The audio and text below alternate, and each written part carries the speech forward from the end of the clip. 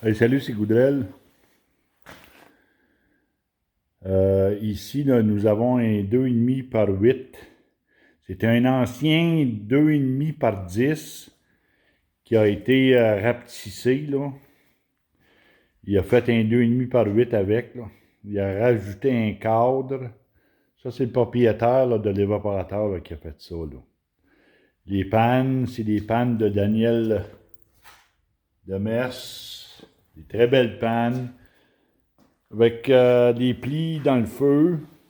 C'est un ancien DG, ça, là. Vous voyez par les portes en avant, là, vous allez voir, là. C'est un ancien DG, là. La porte n'est pas bien fermée ici, là. Bah.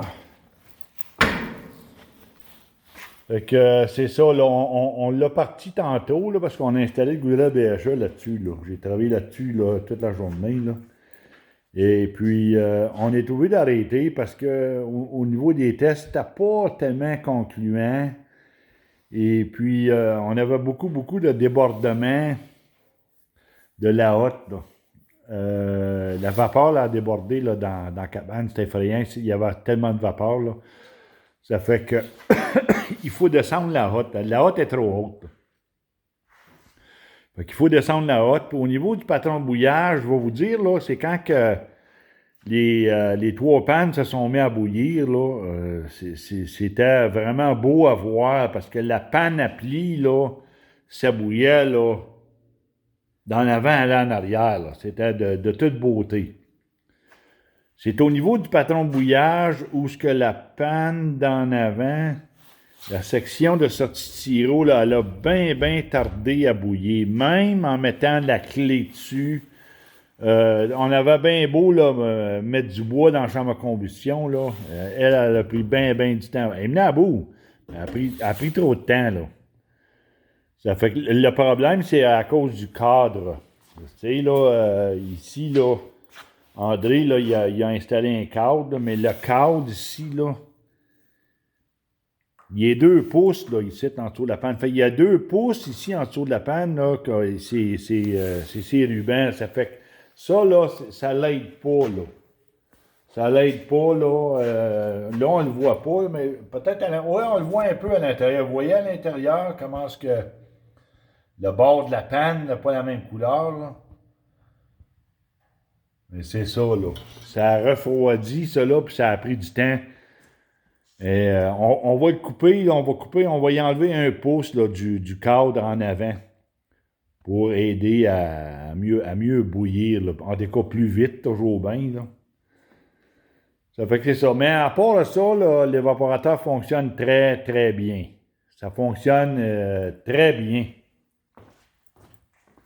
Ça fait que c'était ça les tests. Et c'est sûr qu'il y a des choses encore à faire dessus, des petits ajustements, descendre la hotte, puis... Mais à part de ça, là, l'évaporateur, là, je ne peux pas demander mieux que ça. Ça fonctionne là, très bien. Très bien. Puis en plus, ben, tu sais, c'est de toute beauté. Là, les maudites belles pannes avec des valves.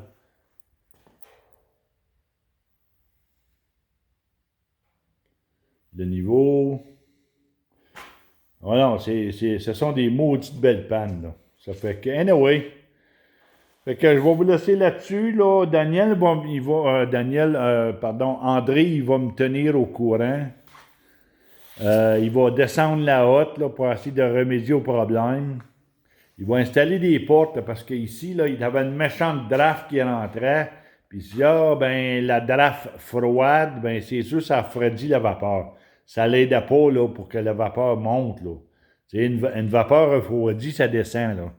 Fait que ça l'aide pas pour le débordement dans la cabane. Fait qu'il va régler ça. Là. Il va descendre la hotte. Il va installer des portes en avant. Puis là, ça devrait très bien fonctionner à partir de là. Là. S'il peut régler ça, là, ben là, André va être bien satisfait. Là. C'est parce que c'est quand même un très bel évaporateur. Là. Oui, c'est vieux, mais tout a remonté de même en eux, là. Ça travaille très bien. En tout cas, la panne à pli, c'est très surprenant. Très surprenant là, comment ce qu'elle bouille bien. Là. À la pleine grandeur. Là. C'est de toute beauté de voir ça. Là. Anyway, fait que je vous laisse là-dessus. Salutations.